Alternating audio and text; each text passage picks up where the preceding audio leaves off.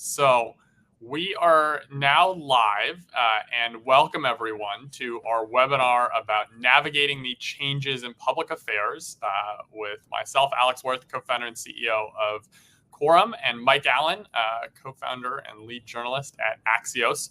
We are super excited for today's event. I think one of my favorite tweets from the last week and a half is if someone proposed this script for West Wing, they would have denied it as being too unrealistic and too much drama happening.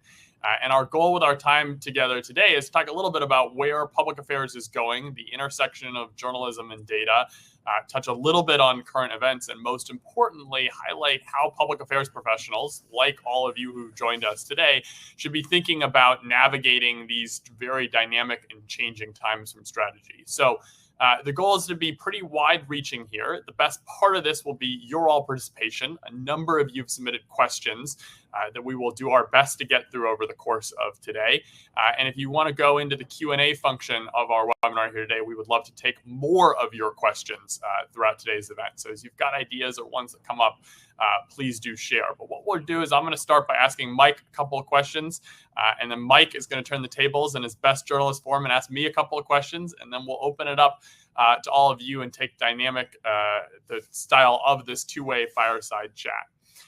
So Mike, I just first want to start with Axios. Tell us about how you started it, where the idea came from, and bring us behind the scenes a little bit on that journey.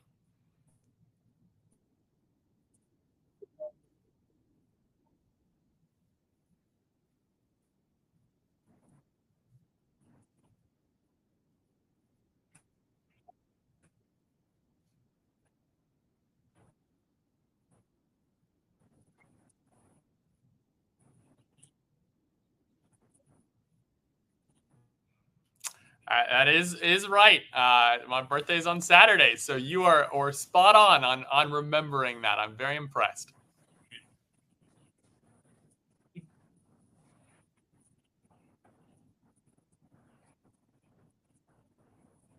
Very much, and Axios is thrilled to be partnered with Quorum, which is the very best at public affairs spirit entrepreneur. So congratulations. The best sources, a little bird tells me you have a birthday coming up.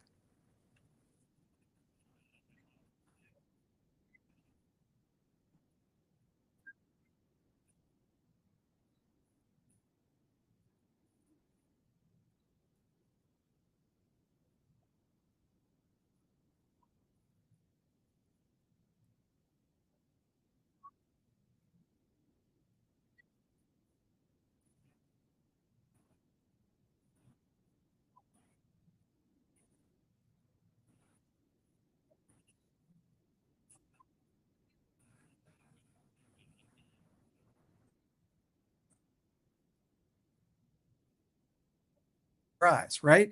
And for a long time, I've been thinking, tell me the August surprise. Like, tell me the September surprise. Well, now it turns out like you need to know the like July 17th surprise to know what's happening. So, Alex, Axios, which means worthy in Greek, is coming up on 8 years. We launched right before the Trump administration. And there's three ways that we think about our journalism and why it dovetails so nicely with the business that you've built. One, trustworthy, like absolutely the number one thing. And for all of us who are on the call today, like that is what matters, that in this time of so much fake content out there, right? The tech companies call it synthetic content, right? All the fake content that's out there, misinfo, disinfo, confusing. I can't tell you how many very politically astute and experienced people are texting me asking me for proof of life of the president, right? And like that is the kind of thing that we're going to be living through. So like Quorum has a brand that's trusted, Axios has a brand that's trusted, and nothing's more important. The first thing that we tell a breaking news reporter that walks into Axios is you will never be judged on speed alone. Like speed can be great. It can mean that we have better sources. It can mean that we've planned ahead. But what matters is being correct, that you can take it to the bank. The second is distinctive. And I think that everyone who's on the call today will think about this in your own space, that like, what can you do that no one else is doing? Because there's no market for being the same or fine or another version of something. Like, what is my superpower? And this is something that I encourage anyone who works in our org that I have a one-on-one with to like put your finger on your superpower, figure out how you can maximize that. And I would encourage all of you to do that as an organization. And third is efficient. So a little backstory to Axios and how Axios came to be. This was in 2016. My friends, Jim Vandehei, who's now the CEO of Axios, Roy Schwartz, who's the CEO of Axios HQ, our AI-powered software solution for internal communications. We were meeting with people exactly like the people on this call, difference makers around the country, around the world, and asking them their pain point in information consumption. These were all people who depended on trustworthy, actionable information. And the two things that we heard again and again in business, in academia, in nonprofits, in government, like one, the fire hose, just too much coming at us. And this was 7, 8 years ago. So imagine how much worse it is now. But here was the light bulb moment for Smart Brevity and for Axios. Again and again, professionals said to us, if I put something aside to read later, I never do. And so that's where the Axios efficiency, smart brevity, which is all about figuring out what do you really want to say. I came up very traditionally. I came up through newspapers. Like for most of the people on this call, the idea that we used to print out the news and throw it at your house will seem crazy, but that is, I worked for the Richmond Times-Dispatch and the Washington Post and the New York Times and Time Magazine, like very traditional places before I and two friends started Politico. And so the efficiency is a way of signaling respect for the audience. So thank all of you out there who read Axios newsletters, including my newsletter, Axios AM, PM. You've noticed at the top that we give the number of minutes and words. So Axios AM, typically 1,400 words, 5 minutes. Axios HQ, a number of you are HQ clients, which we appreciate and are thrilled that it's serving you. It puts it up there automatically. And a little behind the curtain, the reason for that, two things. One is to discipline writers like me. But here's the other one. Here's the most important thing. And Alex, here's where I'm going to pass the baton back to you, is it's a way of signaling to the audience that we respect your time. I know that I'm asking you for 4 minutes at the busiest time of your day, or 2 minutes at the second busiest time of your day. And every single day, every single item, I'm going to make it worth your time. And the Axios journalists, the Axios newsroom spread out throughout the country.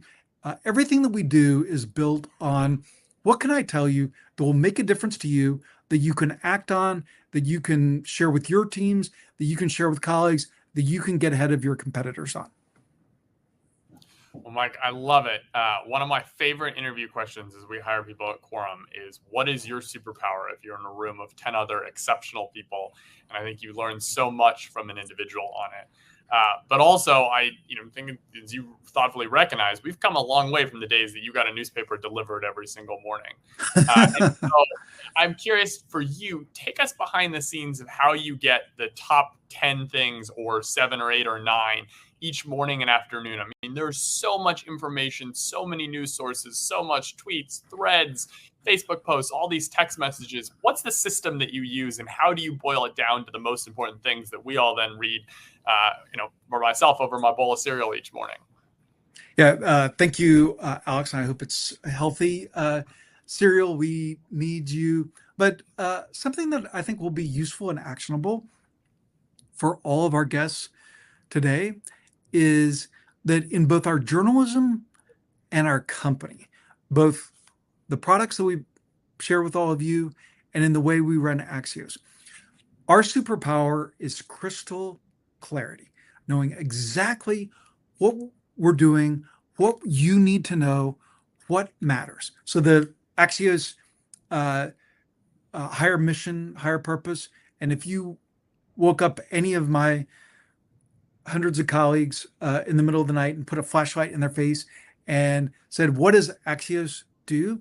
They would say, "Axios makes you smarter, faster on topics that matter." And then if you had one more sentence, you'd say, "So you can make better decisions in your life and work." And across our entire company, that's all we wake up in the morning to do, is get you smarter, faster on topics that matter so you can make better decisions in your life and work.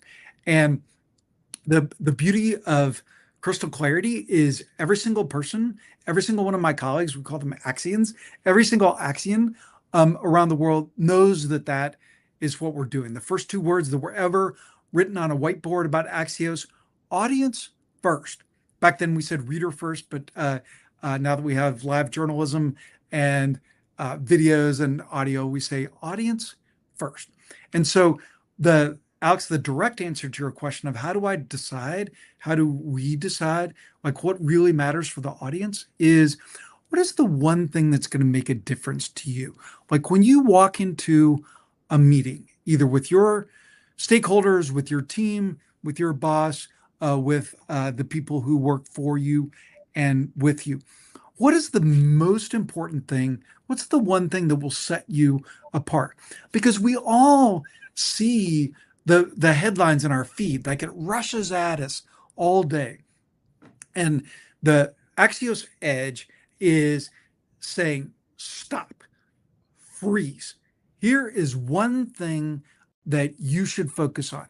Here is one thing that will make a difference for your industry, for your company, for your principal, for your sector. And so a couple ways that we actionalize that is, if I ran into you at the mailbox, or if I sat down with you at breakfast, what is the one thing that I will tell you? And a little backstory, since we have lots of Axios readers on here, that you'll appreciate how morning newsletters came to be. So when we started Politico Playbook, this would have been in 2007.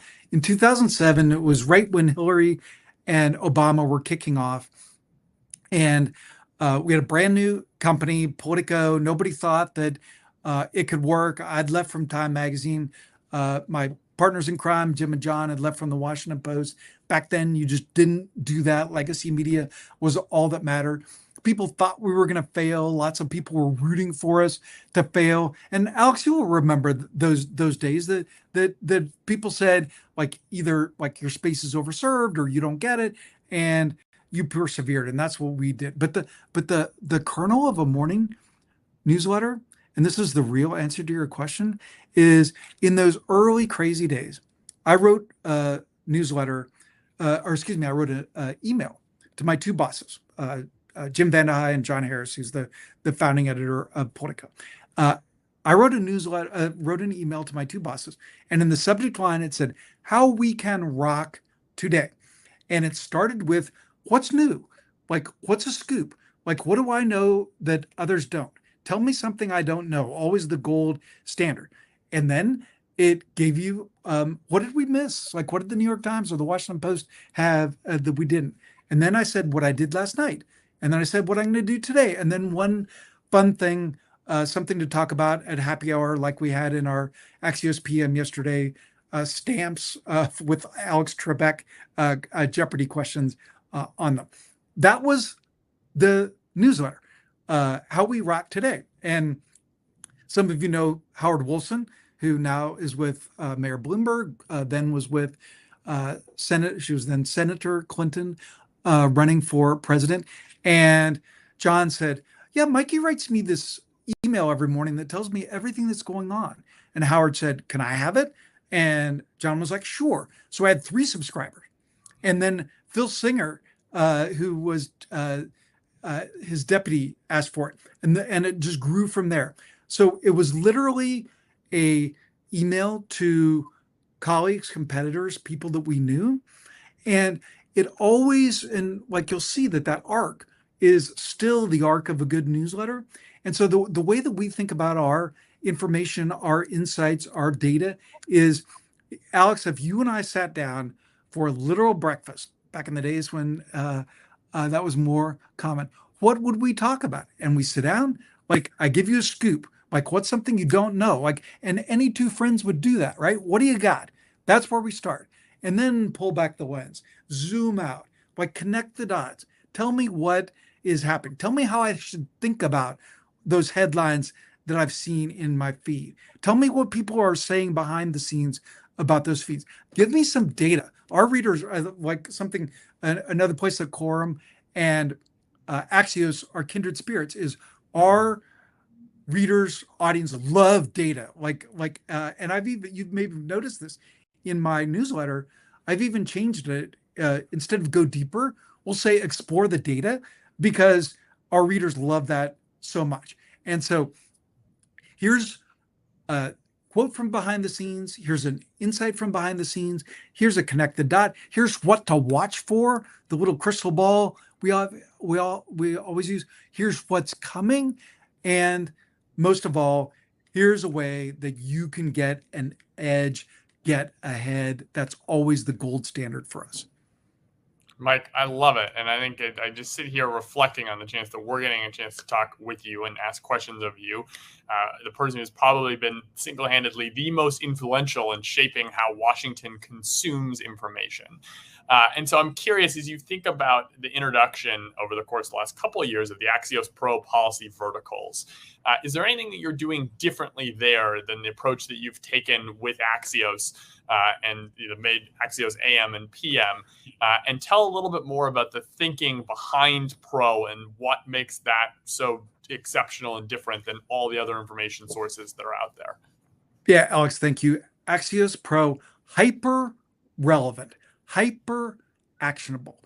What is something that I have to know? This is one of the great insights from our CEO, Jim Vandehei, is that people don't have time for nice to have.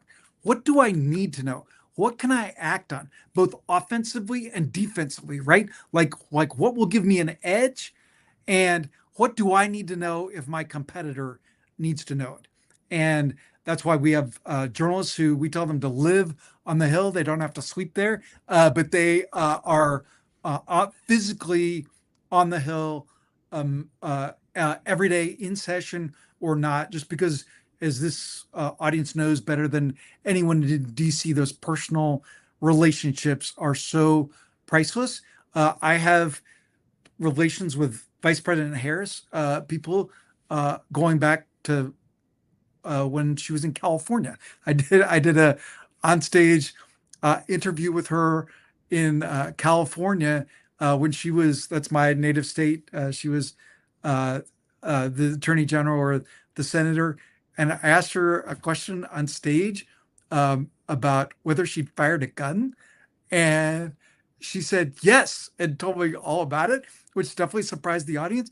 But the point is, you can't have known that, like, understanding the California Attorney General would suddenly become one of the biggest edges that you could have in the business.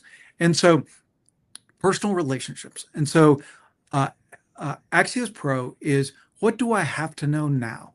And something that that we have learned that is different from Axios Pro than anything else on the market is, if we are communicating with you, it matters. It's important. It's not just because it's Monday at 3:00 or Thursday at 8:00, which was the old way of doing it. Now we want to build the muscle memory, the dopamine, that if we ask you to look at something, if we ask you for your precious time, you will say, thank you, Axios. Yes, that matters.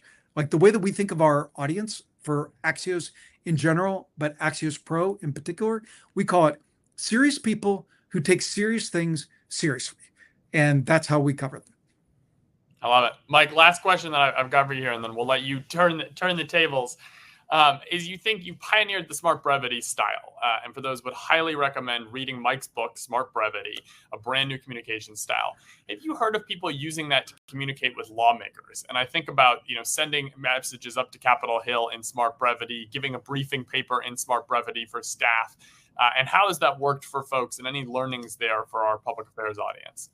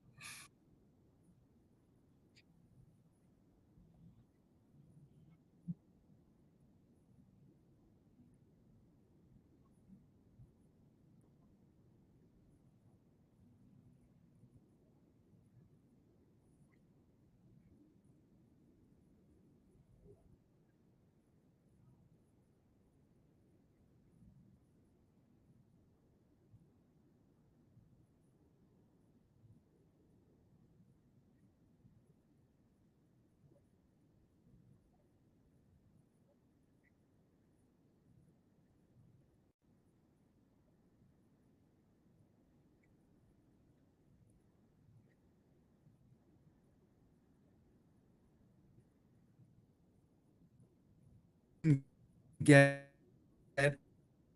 an edge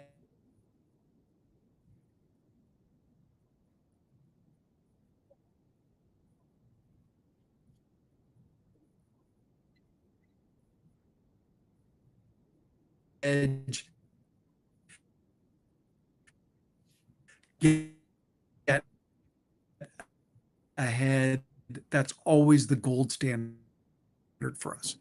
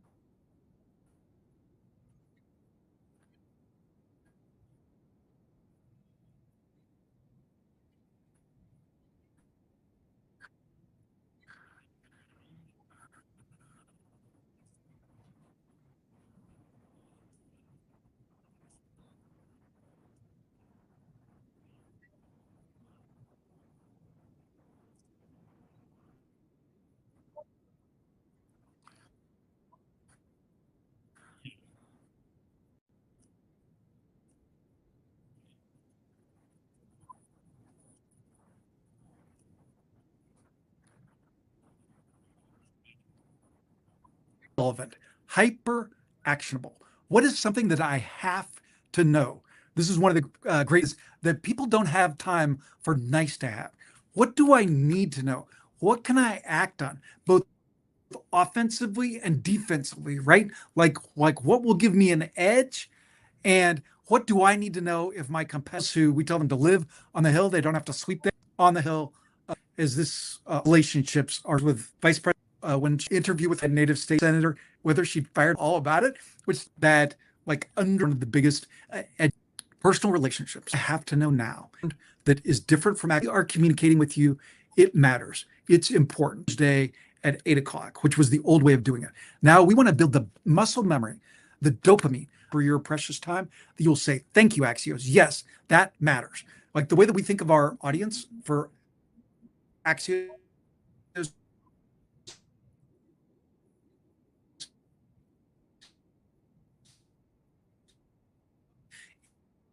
in general,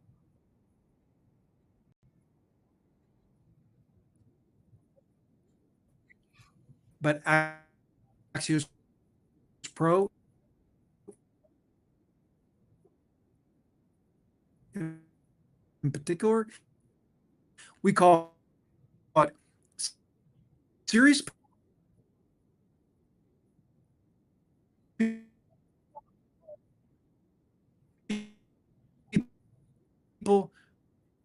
who take serious things serious.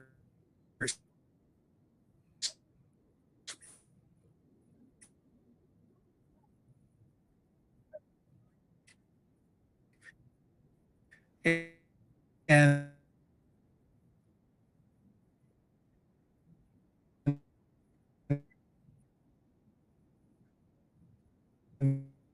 that's how we cover them.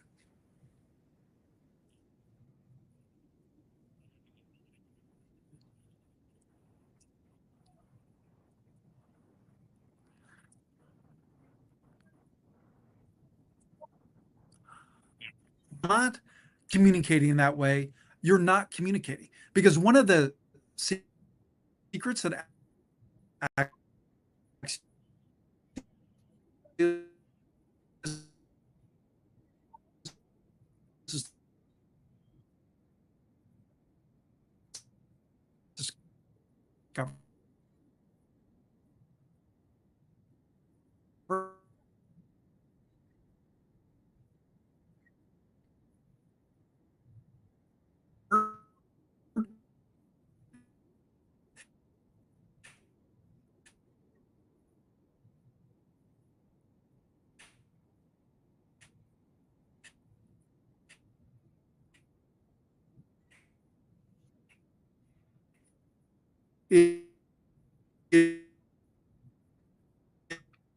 is the more powerful someone is, the more of a difference maker they are.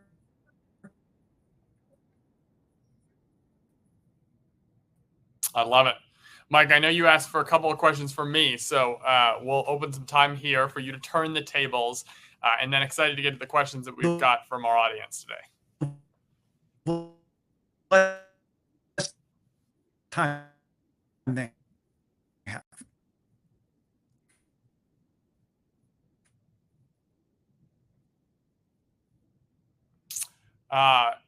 My superpower is communication. And so I did high school speech and debate growing up in public forum for anyone else who was also a debater. And when I first started, you would do speaking and you'd have a set of talking points. And you'd sit there and nervously shake your hand on the talking points.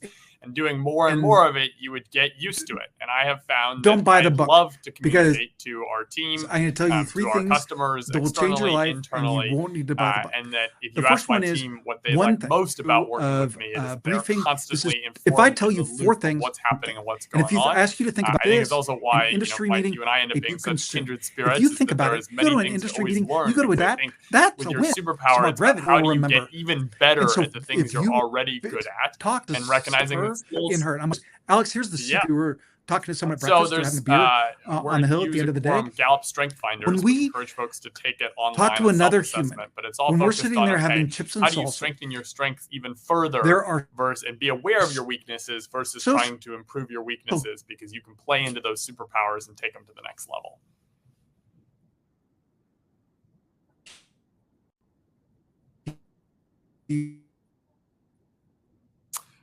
Mine is communication, competition, and arranger.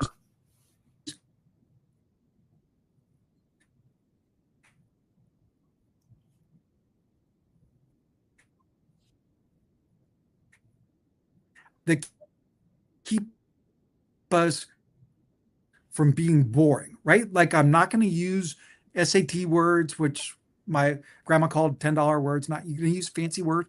I'm not going to repeat myself. Alex, I'm going to know it because I don't want you to have when we sit at a keyboard and sit down at a keyboard, we do journalism, or that's somehow successful. when it's an outside about something, usually comes to us. We know they're only going to use, and the same thing. So what's going to happen so is the number one thing that comes up. Your name now, to put that please, in practical, what the smartest public affairs professionals and if you start are doing to bore right yourself, now email is they're doing scenario planning around the election, come to around change in what's the administration, we sharpen their ideas, in, sharpen their lead. Congress as well as so proud also of it. at the state we level. Pop it up on the web. And really, I think those are in 5 seconds buckets. later, one of them is political, and one of them is policy related. So on the political side, there is a lot of fear that we could have another contested election and questions on the legitimacy of voting results in certain states or who has won the election. And so as we think about both organizations, whether they be nonprofits, trade associations, companies, that's what they were I think it's really trying essential to say, right? Because if I know what are all the what you're different trying to ways say, that we see this presidential if I'm not and sure congressional what you're trying to election say, playing out, and what are the answers on how your organization is going to respond in those different circumstances so that you are ready and not having that decision at 8 a.m. when you need a statement at 10 a.m., but rather using the call now to figure that out. That should have been our headline. That should have been our lead. And so I called different political-related election scenarios. And then I think the second piece is to then put it into the policy bucket. Why can you so realizing we're going to have a new administration, whether it's the President Harris, President Trump, there's going to be new people, new policy priorities that are coming to Washington. And also, depending on control of each of the House and the Senate, there's going to be a wide different plethora of new legislative initiatives coming up. So starting to go through and guess and strategize on what are going to be the top items in each of those different scenarios, and then doing that prioritization, Mike, that you so thoughtfully talked about of what actually impacts your organization. What's the one thing you care about as we think about tax reform next year or think about a major legislative priority? And then also start thinking about how do you get your own priorities on the table, and do your priorities change based on who's in control of the White House and who's in control of the House or the Senate? That's the number one most impactful thing that you can be doing over the next 4 months to be ready for the results of this fall.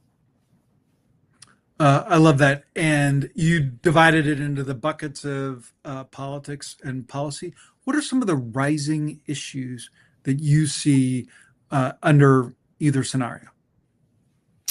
So one, I think that we as country are going to have to think a lot more thoughtfully around AI.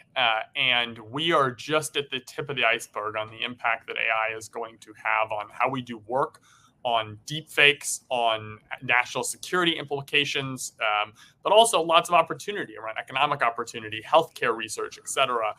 And I think regardless of who's in control, that is going to be front and center.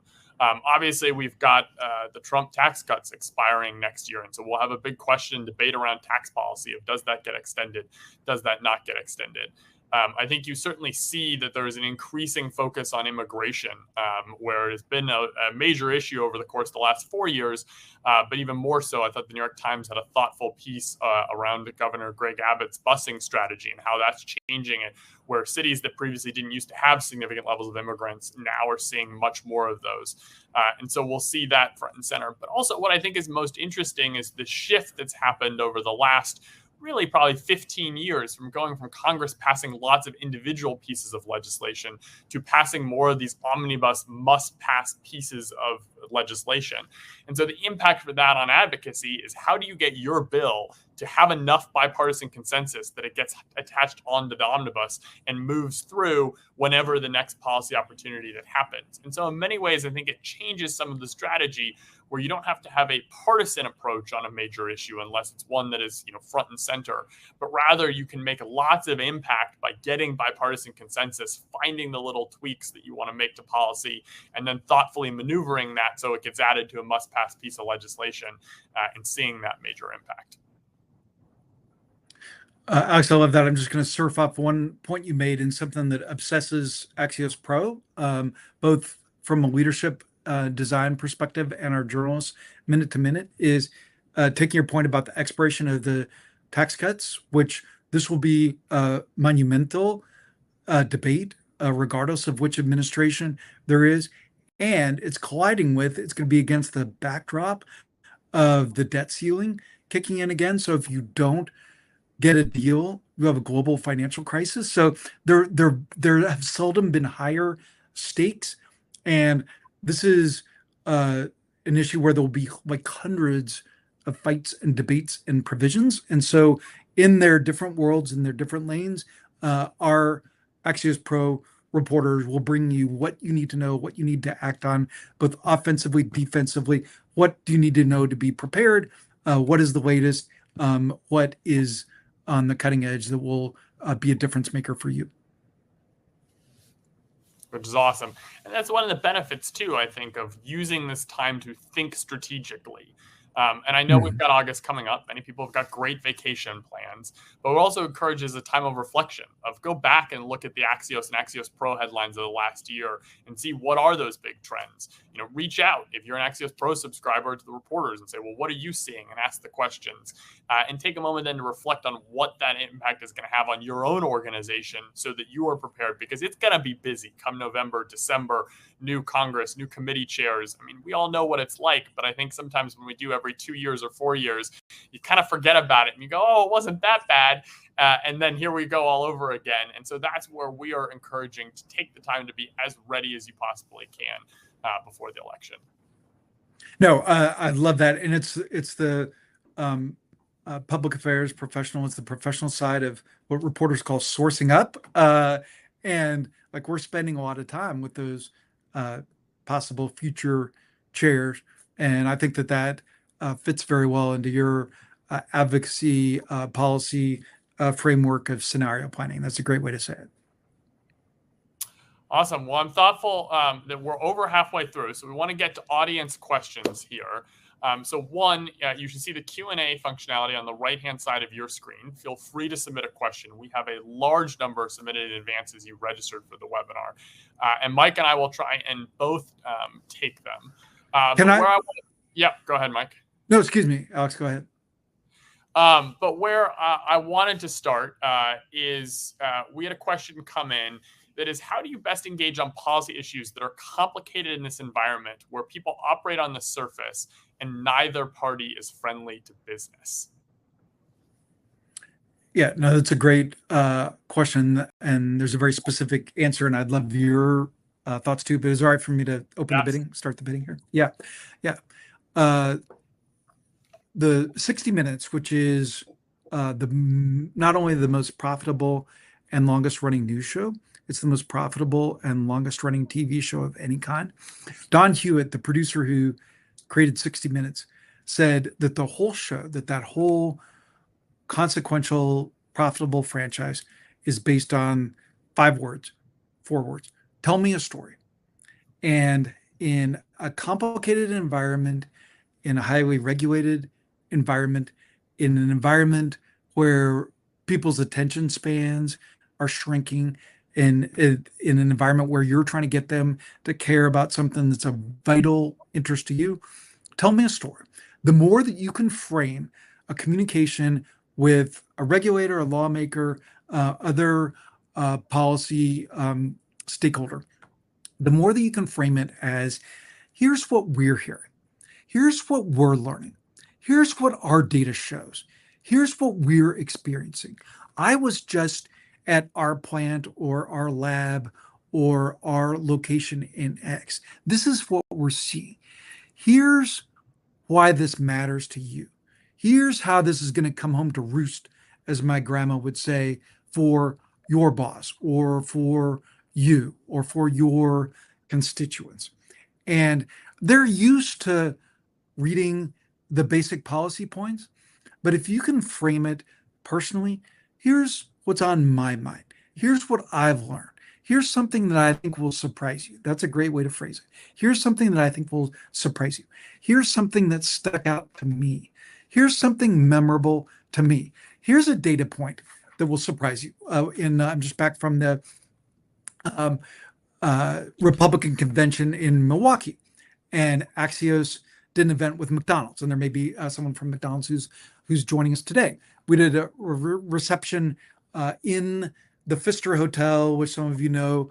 Milwaukee is the old classic hotel, and the top floor overlooks the city. It was a great setting, and some of the people in the McDonald's event were wearing the familiar red and golden colors of McDonald's, and it said 1 in 8. And Alex, do you know what 1 in 8 is in a McDonald's context? I won't I won't make you, I won't put you on the spot, but it's 1 in 8 Americans has worked at McDonald's. And that is such a powerful stat, right? And for so many people, it was a first job, it was the beginning of an adventure, like learning to navigate humankind, both among your coworkers and your bad boss and the crazy customers, right? And God help you if you work drive-through, right? Like 1 in 8. Like that is a story. Like that is a powerful stat. And it's such a conversation opener, right? Like what was your first job? Like where did you work? So tell me a story. I love it. Mike, my extension of that would be is figuring out what is the specific relevance of your business issue to the legislator. And I would agree with the premise of the question that we are in a more hostile legislative environment towards business, with folks on both the right and the left having concerns and there not being a natural pro-business constituency. But underneath it, all of these elected officials want to get reelected again. And so it is proving to them that there's a reason why they should care about the given issue, either because there's a facility, because there are employees, because there are retirees in the district, or because the economic impact that it has on that given district. And so what we see our smartest customers doing is going and mapping all of their facility locations, all of their footprint, their employees, their economic impact, so they can walk in and do exactly as you say, Mike. Let me tell you a story. And oh, by the way, here's the data about the impact that it specifically has in your district. I will also say, just for folks to open the perspective a little bit, is that as we think about the impact that AI is going to have on advocacy, it's going to enhance the opportunities to personalize the pitch. So previously, if Mike or I were to tell you, hey, you should do a custom pitch for all 435 members of Congress, you would say, oh my God, like that's so much work. I don't even have 435 days in a year to do that. And we're going to be able to leverage over the coming years generative AI to come and do that and figure out what each member cares about, what is your presence in a given district, and then how that relates to the issue at hand so that you have a set of talking points and can hopefully highlight those one or two key things and really come to the approach to members. And I think that'll help improve how organizations are able to communicate and get support, whether it be for business or any other issue that might be out there. Mike. No, Alex, that's very wise. Sorry, just to tie a bow around that is in a political science context, like every single person on this call knows the phrase all politics is local. And this is just a spin on that, right? Like, why does it matter to you? Some lore that some of you may know. NASA in the heyday of the in the heyday of the space program. Alex, you weren't born, but in the heyday of the space program, how many congressional districts do you think NASA had contracts in? 435. Every single last damn one of them, right? Because they wanted the space program to matter to everyone, to matter to every single lawmaker, and they found a very clever way to pull that off. And so, and taking your point about the facility, the lab, the fab, the plant, I love that. Is we see this with Axios Local. So some of you know Axios DC. Axios Local is now in 30 cities across the country. Our 30th San Diego launched this summer. It's a beautiful map that goes from San Diego to Boston and from Seattle to Miami. And when we look at partner messages in there, if you tell a story about something in that city or that state, the click-throughs are off the charts. And one of the most powerful partner messages we've ever had was Amazon did something about HQ2 that was in Arlington, Virginia, and everybody wanted to know about it because it's close to home, matters to them. And so, Alex, anytime you can take that frame and go one more step and have, so this is forget the other one. If you remember one thing from today, do this, is when you're meeting with someone, like go the one step beyond saying that we have a fab or we have a lab in this state or district. Have some fun fact about that. Like figure out what your 1 in 8 is for that. Something memorable, something that they can tell to their team or to their staff or to their boss, or that they can use in a speech, like when they're talking back home. They're always looking for color, looking for connections. looking for new material. Like if you can supply that stat about your organization, your sector, your industry, whatever it is you're advocating for, that could be a real difference maker. Like a twist on this so Alex, like I came on this, I looked you up, and so I knew what your birthday was, right? Like when I walk into a meeting with a source, I always know where they went to school or what their NFL team is, right? Like so that we'll have some personal piece of connection, and you can do that with your issue. It, My one item I think to add to you this don't is once you have that, the importance of repetition. So part of why you remember the McDonald's is you have multiple people at your event who had the buttons on and you talked about it and you saw it many times. And so I think so often what happens in Washington is that we feel like we communicate. We send out a press release, we send a tweet, we get the article, but then we move on. And there's so much information out there that is that disciplined communication, the follow up, additional advertising, additional communications to members of Congress, live buttons saying it over and over and over again that actually helps it to sink through for individuals and can make all of us more effective, both communicators and advocates.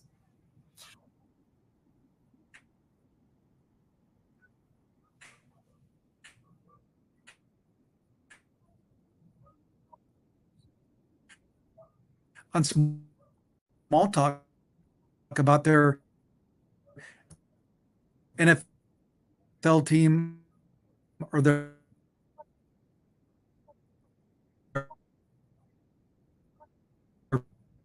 birthday.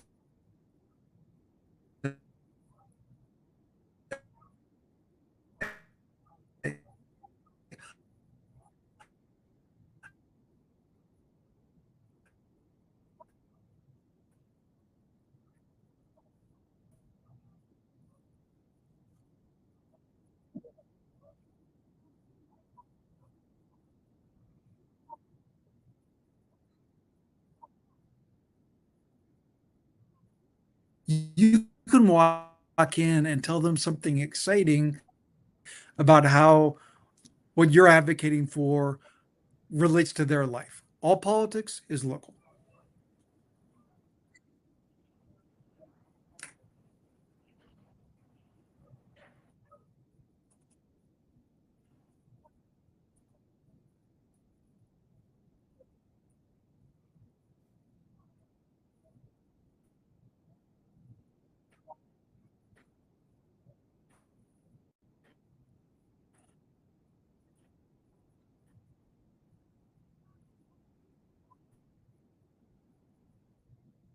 Love it. We had another question submitted in advance. To what degree is public perception really influencing corporate public communications? Do you have a view on that, Mike?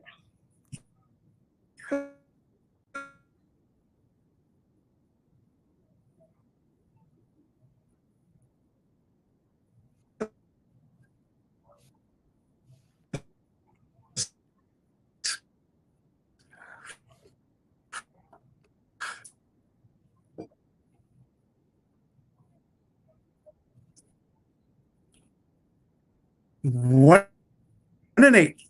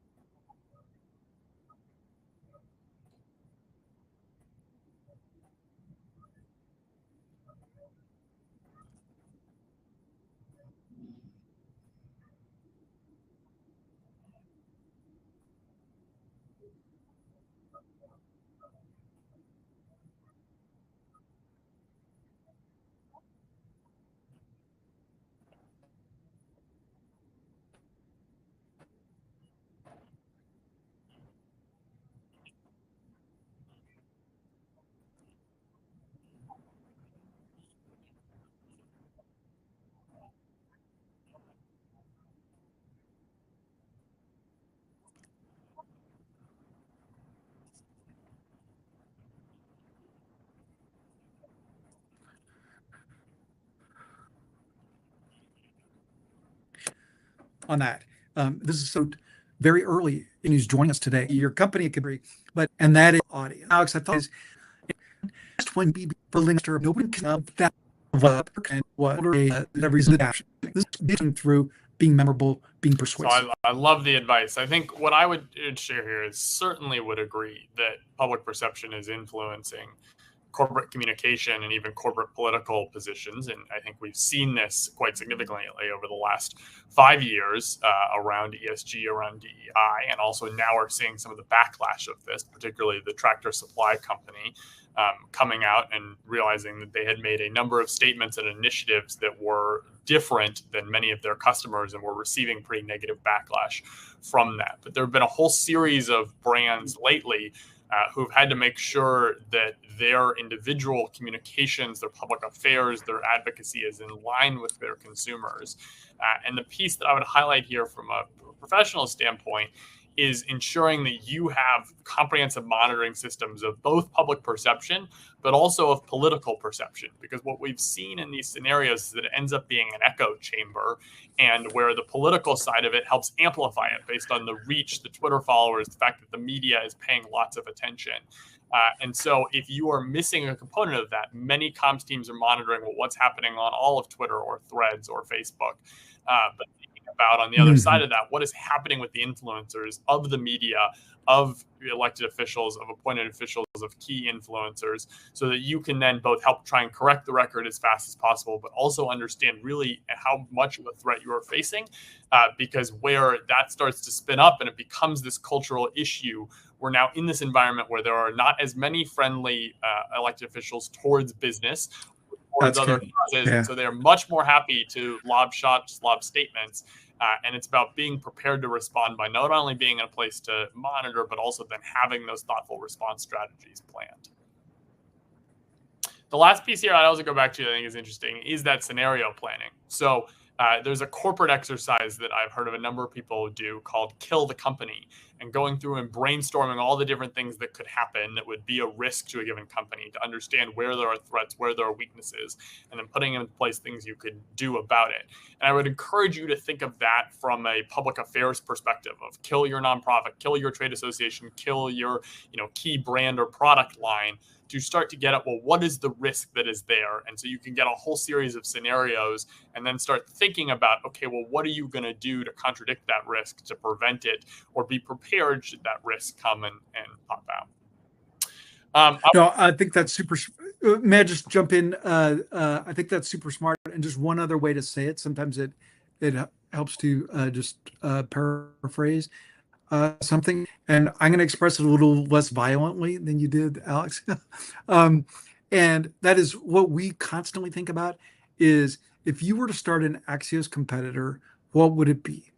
And that's another way to think about it. If you were to try to knock out whatever the difference-making attribute is of your trade association, of your sector, of your organization, what would you do? If you were to try to stifle your voice or overtrack your voice, what would you do? And I love your idea of connecting that to scenario planning. Very smart. So, Mike, I want to end on artificial intelligence, because we are at the start of the most significant technological transformation since the invention of the internet. And there was a very lovely New York Times profile on Axios and how you all are changing your strategy and some of your initiatives in this world of generative AI. But would be curious to share with us, what does that look like for Axios, and what's the impact that generative AI is going to have on journalism? Yeah, Alex, thank you. It's going to change our lives more profoundly than I think people are even forecasting. Jim and I have spent a lot of time in Silicon Valley talking with the people who are pioneering these companies, the AI inventors, entrepreneurs. And I can tell you that what's in the garage, what's to come, is even more powerful than we realize. But the ways that Axios is adapting to that, I think, will be very useful and actionable for a lot of our guests today, because there are parallels. Like the first is as a doctrine, as a theology, we are leaning in. We're thinking of how can this help us do our work, accomplish our greater mission, serve our audience better. The specifics, and thank you for mentioning that New York Times article. The New York Times did a story about how Axios is adapting. And interestingly enough, a lot of these ways we're adapting involve humans. So the number one difference maker for us is to double down on human expertise. And this is what you see with our Political Pro reporters, that a chatbot can never have a hallway conversation with a member.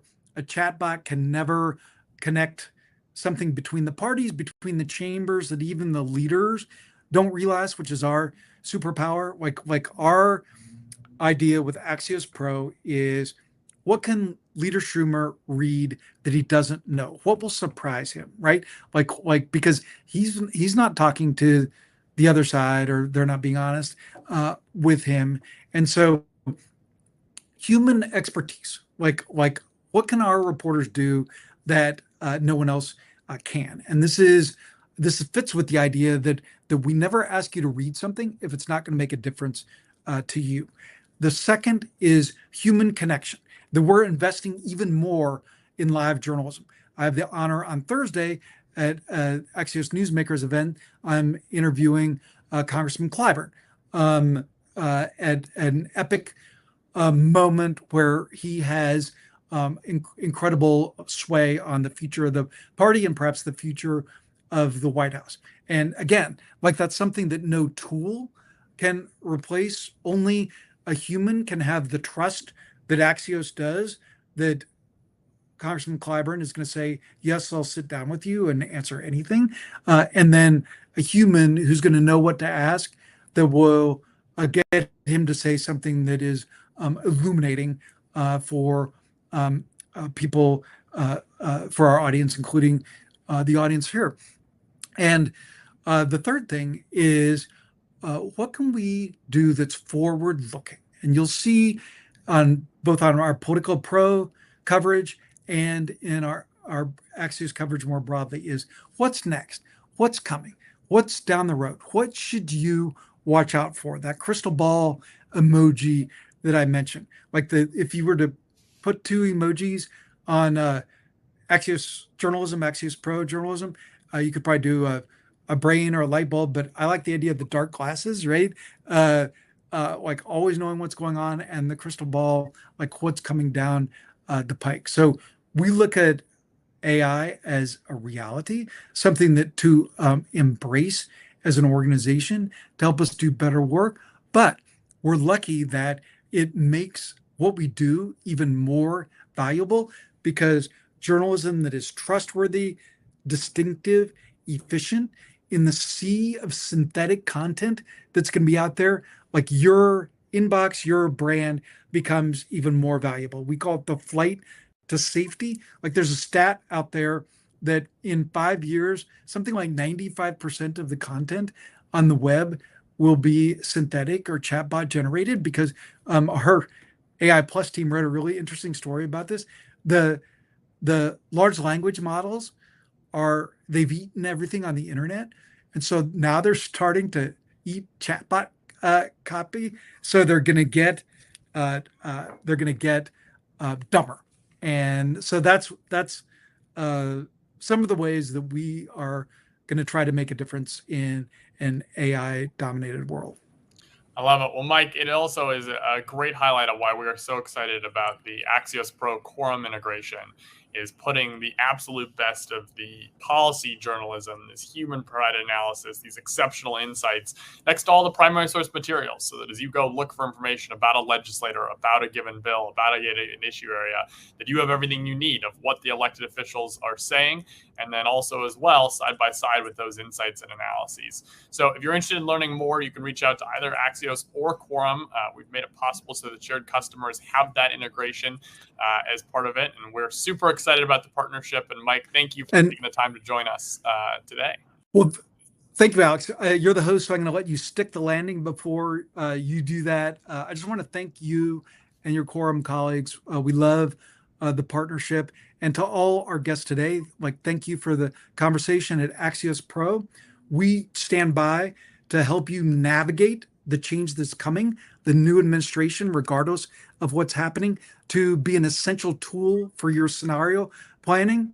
We promise to always be trustworthy, distinctive, like you'll never get an echo of what else that's out there. And most important, with efficiency, we're always respectful of your time. So thank you for your time and attention. And now I will practice a smart brevity principle, and that is just stop.